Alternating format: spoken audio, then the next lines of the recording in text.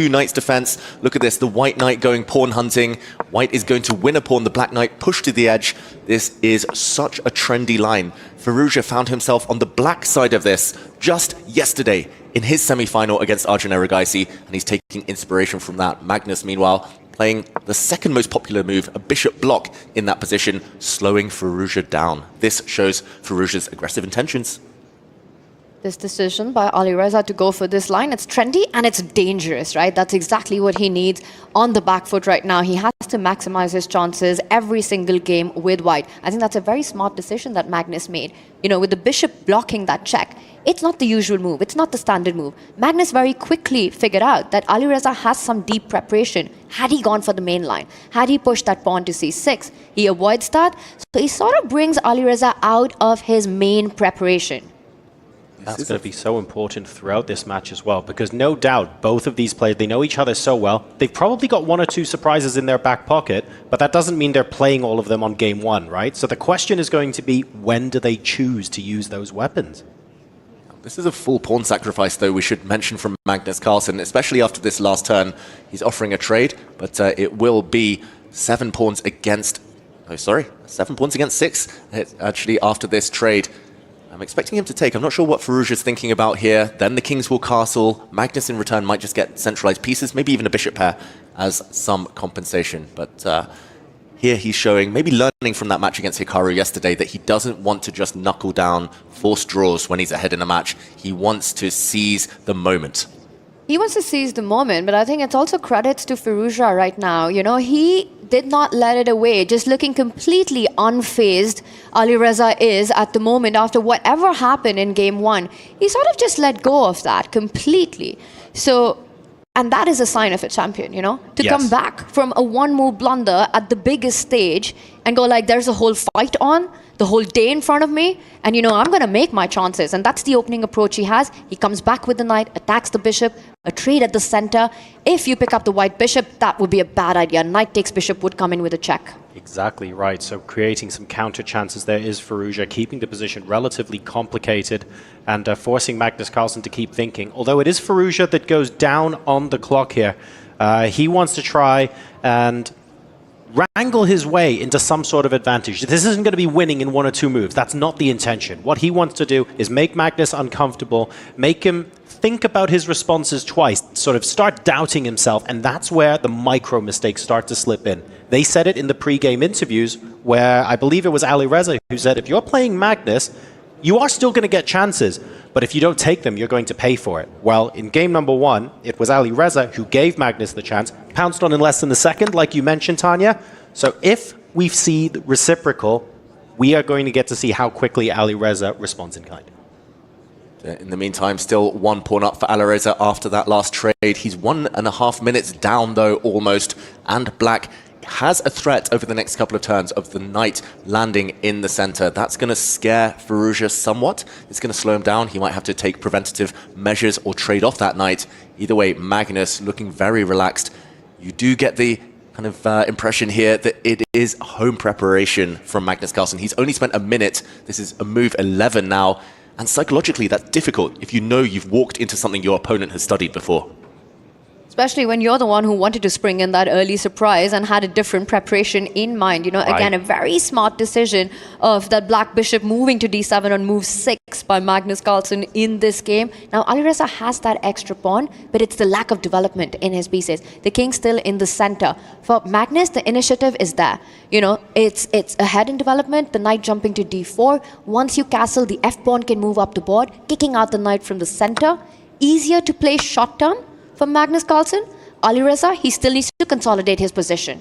I think your points are absolutely spot on here. It's the psychological impact and, if you like, the psychological win of going into your opponent's plan and then throwing him off his game. I mean, 9 minutes, play 6.5 in a game where Firouzja is white and wants to win straight away. Like, to what extent is this going to really damage his preparation for any future surprise weapons he has against Magnus? If this is the response, wow. Exactly. There are only so many weaknesses in an opponent's opening arsenal in their repertoire. You have to try and target them, but if you walk into something they've studied, that really is a bit of a blow. That being said, the clock situation, we've seen it so many times before. Alireza Firouzja down on time. Even at the 1 minute mark, though, he's a beast. He plays arguably better than anyone if it gets down to a time scramble. At any moment in this match, you've got to favor the younger player here. So he will be trying to keep his time advantage, Magnus Carlsen. He does need to drag Magnus down to 1 minute as well to push home that advantage, though. If he's got 1 minute and Magnus has 5, not sure how good that's going to be. Yeah, that's the tricky part, to make these greats think. But he has forced Magnus to pause for the first real time with this last pawn push. The strategy for Alireza in this match would be surprising if it is to win out of the opening. He's playing against Magnus. How do you even prepare against a guy like that who plays everything under the sun? The aim would be to just get a position, a playable position, which has got those messy tendencies, that little chaos on the board, the complications where he forces Magnus exactly to come where you are. Under 1 minute on the clock, Yep. where Alireza, I think he believes he's perhaps even faster than Magnus if that was to appear with all the... maybe not all, but as many pieces on the board as possible and as much chaos as possible. That's when the match gets truly even. That's going to be the goal, right? If we see both players get down to a situation where they say have less than 90 seconds on the clock each, and it's a relatively equal position dynamically, but lots of play, Alireza becomes so dangerous. But if in the process of forcing the time down, Magnus is already in a better position, then the plans become easier, it's easier to convert. Even if you're slightly slower, the path to victory is clear. And that's what Alireza needs to stop. The path to victory should never be clear for Magnus, because once he sees it, he's like a homing missile. There's no stopping him. Exactly. That's why he's so good in the end games. He knows exactly what to aim for, Magnus Carlsen. In the meantime, this position is fascinating.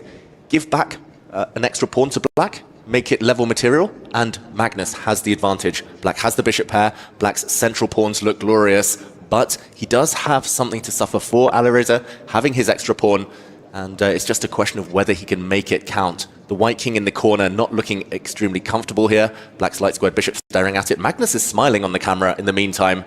Fascinating stuff. He must love his position, but the material imbalance must give Alireza some hope here, Tanya. I think he's thinking about his bow and arrow right now. Already? He's loading up. Early days, but you know, he got that first shot in. He did. And that's something. Or will, you know, Alireza be flying high, fast and precise? Fast, he's not currently. Behind on the clock by about a minute. Magnus, meanwhile, lines up the queen on the G line. Alireza brings his queen closer to the bishop, perhaps trying to neutralize that bishop pair that Magnus has in compensation for the extra pawn. Bishop c5 was the idea, was the threat. We might see it being played out, even though Magnus can now decline the trade after moving the rook away. Yeah, that's the one thing that Alireza wants. Since he is a pawn up, he wants simplifications, whether it's bishops off the board, rooks off the board, maybe even queens off the board. What Magnus wants is some kind of attack against the white king. Magnus will avoid trades at all costs if he can. And there we see, as Tanya predicted, the bishop trade offered. Dark squared bishops coming off the board would be disastrous for Magnus. It would reduce some of his attacking potential. He's going to dodge that, surely. You can't afford to trade it. Allow the queen in. Beautiful square for that queen. You can't give up your bishop pair. It is the big initiative in the position that Magnus has. But where do you move it to? And he does step away. He answers the question. Bishop to f6, always eyeing that e4 break, which would further open up the diagonals for his two bishops. White has the potential for a d4 break, but I'm so scared every time I look at this, because I think if White has a strong way to respond with e4, I'm worried that the position could blow open in a way that maybe the white pieces don't necessarily want. We could be seeing this played out on the board. Yeah, things are about to heat up right now. It felt like both sides were just maneuvering. To my eyes, it actually looked like Firouzja was maneuvering slightly better than Magnus here. It felt like Magnus, the black rook, the black queen, not quite coordinating with the rest of their army. So Firouzja deciding to strike. Again, trades here help white. Magnus exchanging this pawn, he will not be happy about that if that comes to pass. But if you don't take it, that white pawn might just continue advancing. Tension on the board. We do advance, okay. This is worrying. Will Firouzja do the same? He does. He kicks away black's light squared bishop from its nice post. Magnus pausing. He could take the white knight. We could start seeing a tactical sequence akin to what we saw earlier in game 1, where a bunch of trades happened in breakneck speed. But no, Magnus prefers to retreat. He's going for the white king, while Alireza just wants to consolidate his extra pawn. But this gives the time to Alireza to retreat his own bishop, again trying to target the trade that he really wants of the dark squared bishop. With the move bishop d4, it could be the moment to use that to blunt out that bishop, take away any possibility of bishop takes knight as well. Lots of options for Alireza, but he needs to keep one eye on the clock, or at least half an eye on the clock. 1 minute difference isn't so dramatic right now, but if we keep saying that every game Firouzja is behind on time, then it might add up by the end of the day. It was the case earlier when he blundered. He was slightly behind on the clock, and he won't want that to repeat, as he does retreat his bishop. Exactly. Spot on, Tanya. We have the d4 square occupied now by the white bishop. Again, trying to force the exchange of the dark squared bishops here. I suppose there is the potential for black to take on f3 first, if we want to spice things up a little bit. I'm not 100% sure who that's better for, though, because even though the bishops are on the board, you swap one pair off and you've got the g-file. And you know what? Black's pieces are pointing menacingly towards white's king, but at the same time, if the g-pawn disappears, a rook can swing across to g1, and it becomes a bit of a double-edged sword. Yeah, let's show that variation. Let's try and get inside Magnus Carlsen's mind on the analysis board here that we've got up. E takes f3 is the critical move.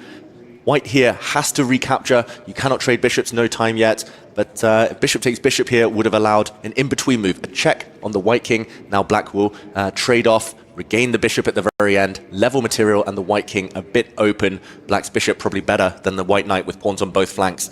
At the very end here, though, this is happening.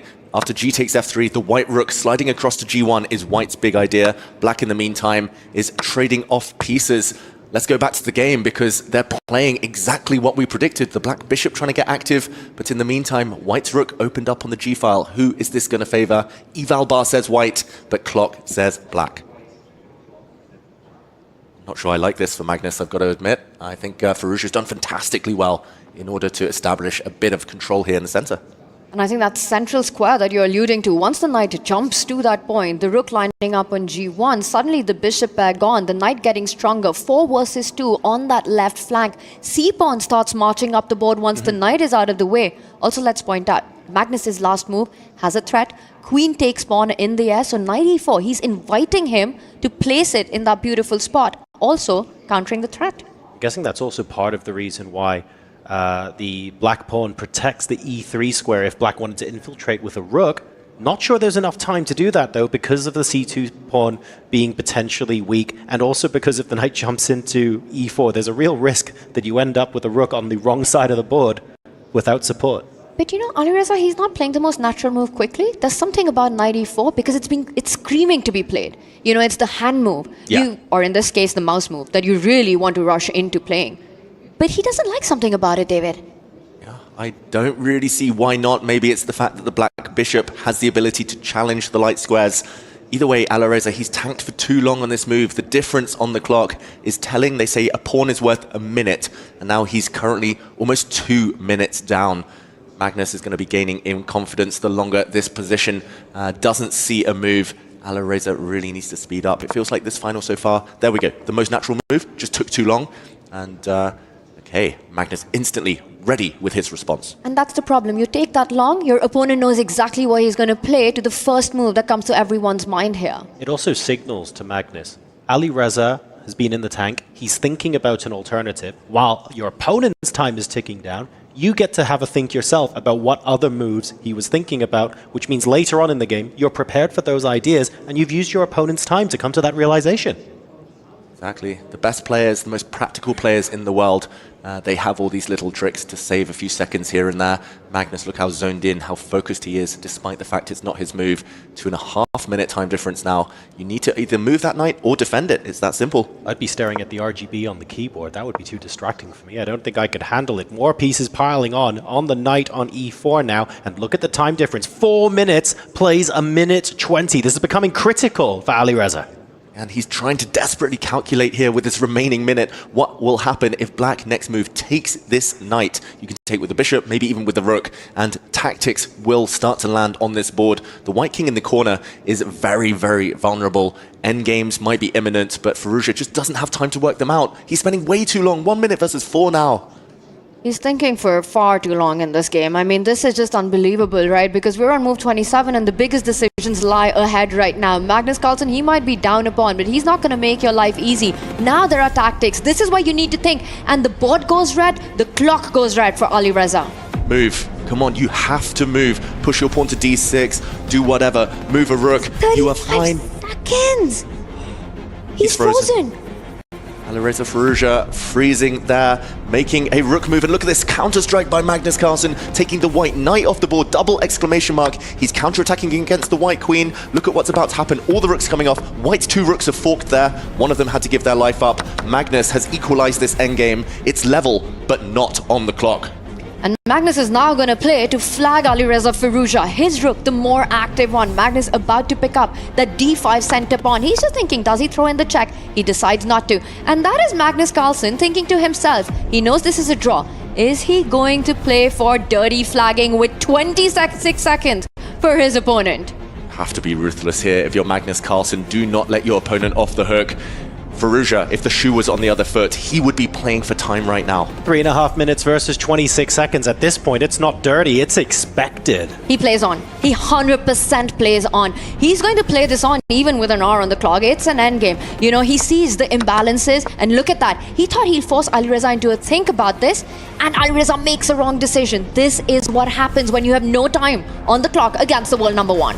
Exactly, it's easy for black to create a pass pawn on the right flank on the king side, 3 versus 2. Very difficult actually for white's 3 to mobilize because black's 2 doubled b pawns hold the fort. The white 3 cannot bypass them. The black king is coming. It was actually better there for the black b pawn to push even further to b4. That's a very natural move though from Magnus, and Alireza simply physically does not have enough time to finish this game. Under 20 seconds now. Some big decisions still ahead. Magnus, a bit of a shake of the head. Firouzja there, echoing that. Same for him. He knows he's going to get flagged. One of Firouzja's biggest strength is just the number of moves, the sheer number of moves he can get in under 20 seconds. But this position, where every move needs to be calculated, every mistake can be a losing move, that is hard. 17 seconds, David, Magnus gets this done. You would say that, but Firouzja, this last move is fantastic. The white king is holding the black king. It's keeping it honest. If the black king ever gives way, the white king steps forward. Firouzja with 16 seconds. It's actually quite an easy draw now. But does he have time? That's the big question. Magnus has really slowed down. This would be god-level hold by Alireza Firouzja if he manages to save this king-pawn ending with only 15 seconds against Magnus. Magnus smiling because he knows it's a dead draw. There's no way through for the black king into the white half of the board. The black king can try all at once, but there's no path forward, and the kings are already starting to dance. It's a fortress and a repetition. Draw by repetition. 2 minutes and 2 seconds, plays 14 seconds.